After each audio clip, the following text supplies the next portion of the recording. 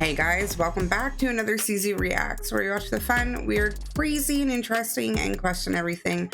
Real or fake, you decide. Let me know, leave it in the comments because I will meet you there after the video. Did your video make the cut? Let's find out. Next Fat Files video I'm doing is on dead peasant insurance. What?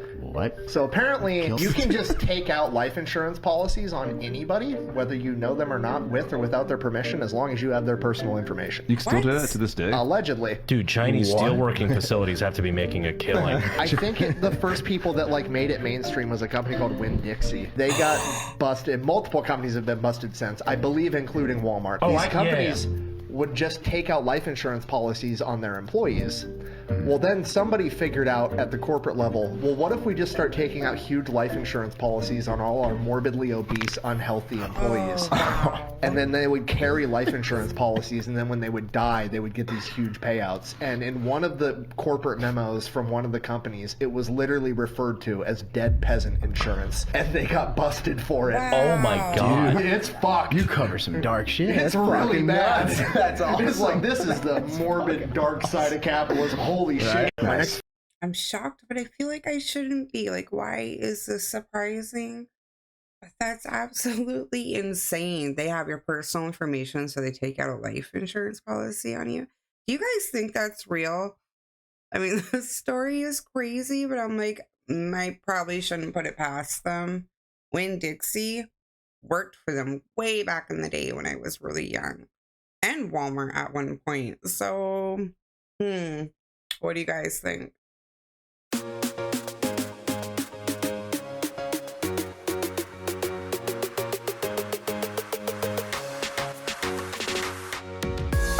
No way. That's crazy.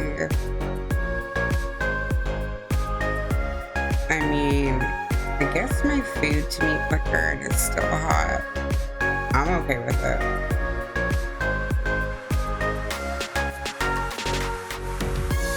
I mean, I know I couldn't ride one of those.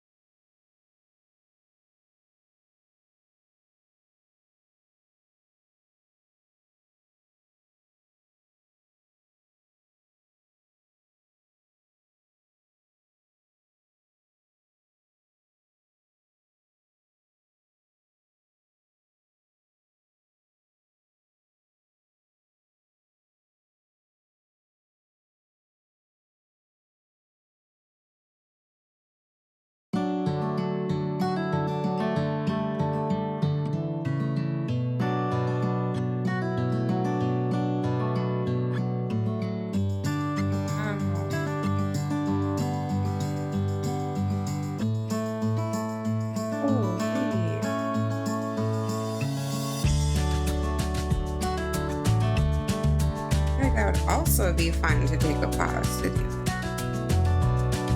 Yeah, I think that looks like fun. Yeah.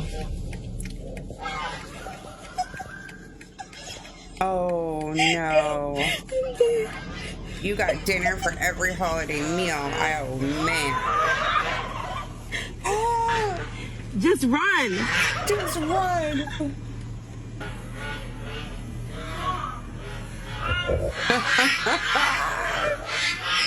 Yeah. Oh my gosh. I love the friend. Just run. Yeah. Oh my. I don't. The fear of being bitten, maybe, right? Like, I've been bitten by a rooster, so I know how bad it hurts. I don't know, but I know those things can be vicious. So, yeah, if you bite me, your dinner on the table. Oh, shit.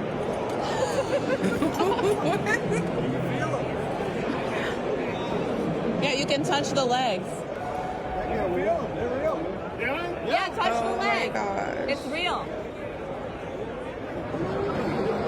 Yeah, that was.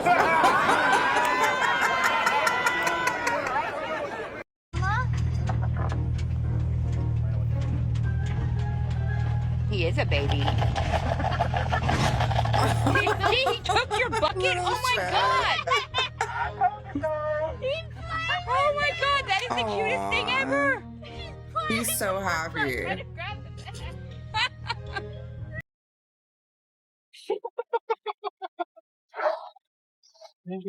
it over, Kitty. Aw. They're so close.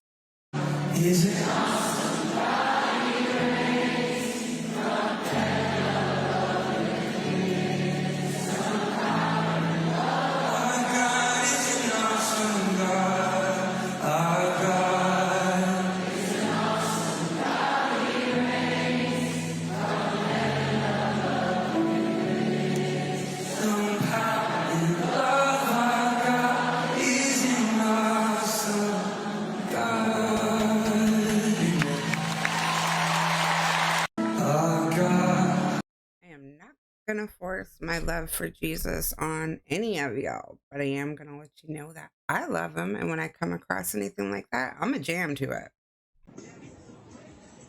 Oh wow. Nigga, what in the fuck? What is happening right now? Damn.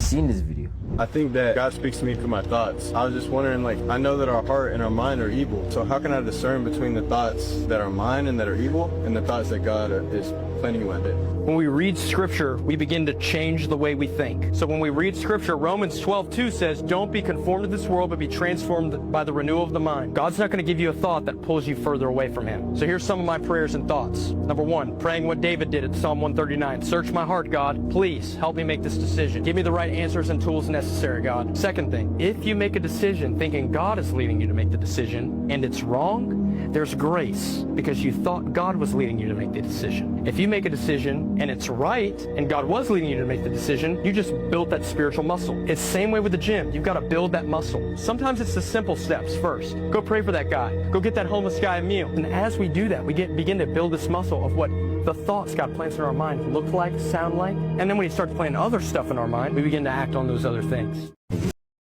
I love that message. And I know, like you guys know, that I'm a Christian. I don't like using that word because, like, I do not agree with all churches. And yeah, anyways, I have a strong walk in faith with God.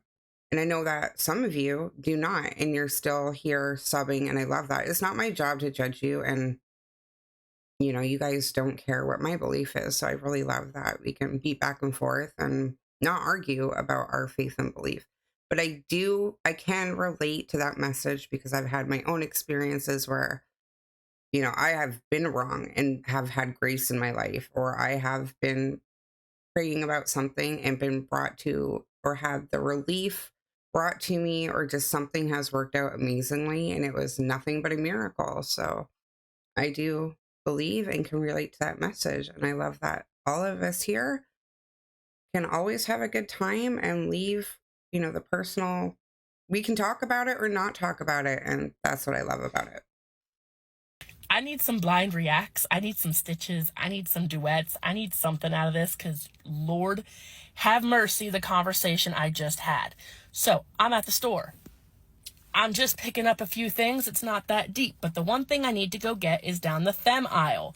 You know, the pads, the tampons, the douches, the creams, the whatevers you want to call it. Going down through there, and there is this young man. And he just has this, like, look on his face, and he's staring at his phone, and he's staring at the shelf, and he's staring at his phone, and he's staring at the shelf, and he's walking one way and walking the other way, looking at boxes, picking them up, shaking them, and putting them back on the shelf. So right away, my mom radar is going like, you know, ding, ding, ding, ding, ding, baby boy need help. So I walked over and I said, sweetie, you look a little lost. Can I help you? And he looked at me, he went, oh, thank God. You look like you're old enough. Bitch, but you look like you're old enough to help me. Okay, deep breath. What do you need? Well, he's with his girlfriend. It's his first serious relationship. He really likes her. And she sent him to buy tampons. And he doesn't know what he's looking for. And he knows he needs one that come in little yellow wrappers. And and I'm thinking, okay, honey, look at me. I'll help you. Take a deep breath. Slow down. Now, you said yellow wrappers. Yes. Okay, that's regular size. Okay, so now, what brand does she like? Is she a Tampax girl? Is she, a store brand girl? And he says that she says Tampax quite a bit. And I said, okay, not a problem. So I take the box off the shelf and I hand it to him. I said, this is what you need. Tampax, regular size. They come in the yellow wrapper. Tampons. You bring this to her, she's going to be happy. I recommend picking up some chocolate too. He says, okay. As I turn to walk away, he reaches out and grabs my arm and says, can I ask you a question? I said, sure. He said, you're a woman. Have you ever used these before? I said, yeah, I've used them. He's like, okay, cool. Did it stop your growth? And the minute he said, did it stop your growth, for some reason, in the back of my mind, there's this little red flag going, excuse me. So I looked at him and I said, my growth? What do you... He's like, yeah, well, it stopped the growth. Like, did you stop growing? I'm so lost. You're going to need to elaborate, honey, because you're treading a thin, dangerous line here. And he looked at me and he said, look, I really like this girl, okay? I need this to stop her growth because I don't want to have to break up with her. I don't want my parents pissed off at me. And I'm just not into guys, okay? What? Huh? So confused. Honey, you're going to have to elaborate. This poor young man was under the impression that when a woman gets her period, it's because her body is growing a dick. And if you don't use a tampon, plunge that sucker up there, her dick is going to grow. And he's not gay, and he doesn't feel gay, and he doesn't want his parents mad at him for dating a woman with a dick. And I asked him, where did he hear that women who don't use tampons will grow a dick? And he looked at me and he said his buddy found out about it from a doctor who talked to somebody else, and he's going on this long story, and I literally reached over and covered his mouth and went, okay. Listen to mom for a minute. With the help of Google, we looked up the fact that no, when a woman has a period, just because she doesn't use a tampon means she's going to grow a dick. We can't grow dicks that way. We are not able to do that. If we were, I know a certain community and several people who would be weeping with gratitude, but unfortunately it doesn't work that way. So with the help of Google and, several stop and asks, I was able to explain to this young man, 1, what is a period? 2, why do women have periods? And 3, what will happen if you don't put a condom on or she has no birth control and she doesn't get a period? Important. Reproduction. Especially when you think that if I don't use a tampon during my period, I'm going to grow a dick. Believe me, I'm confused about my whole conversation, but cheers. I'm actually questioning that a little bit, if that was a sound over or voice sound. I don't even know the word for that. But they put on that video or the track. Maybe and probably not. I've never heard an orca make that noise before. Like, not even in person, just not anywhere. Jessica Carter, 1714, you asked for it. Part 2, I found it, and I'm not even gonna lie, I'm really looking forward to watching this one too. All right. Let's see. Wait. First off, by making your neck distinguishable from a dish rack, I'll pray for you too, that you learn to live without a man and stop being so bitter. Life goes on, Caroline, you musty bitch. These are the church women. Caroline responds and says, you are a rude, nasty woman. I hope you die alone. Helen comes back and says, alone and rich, bitch. Now kick rocks. So Caroline goes back and says, I'll kick the crack rocks straight out of your little half-breed baby's mouth. Look at the reactions. Helen says, My biracial grandbabies are beautiful.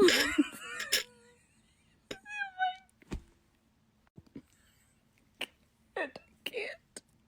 A lot. They're going on another than the level. meth addicted fake Christian bitches you call children. Look at the reactions from the Damn. So Caroline knows it's the truth. She says okay. Helen gives her a thumbs up. Wait, but then it ends there. 20 hours ago, she comes back with a good morning. Lord mercy. Caroline. What's wrong with the Christian church? This Christian church. Caroline just gets straight to action. She tells Helen,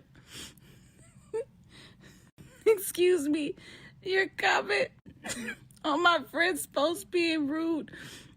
So I wanted to see what you about. Clearly I can see you were about being a disgraceful scrub, still putting my name all over your face. Like you know me. If I see you at church, you better look out. 30 people. She comes back with some more fire. And days is a stretch. I only added you this morning when I first got Facebook, so you can get the lies out your filthy mouth. Facebook Johnny this comes morning. in and says, listen, Caroline, please don't steal Helen's recipes. Remember, it started with this. Helen Highwater says, don't steal recipes. Looking for Rodney Allen Jones' father to my children. Damn. She studied at Harvard. What? Caroline comes for Johnny. She's being so rude. I'm outraged. I will steal her recipes, roll them up, then jam them. Oh. All right, you guys, I am going to end it there. I hope you liked it. I hope you enjoyed it. Let me know. Leave it in the comments. I will meet you there. Remember to question everything. And until next time, stay safe.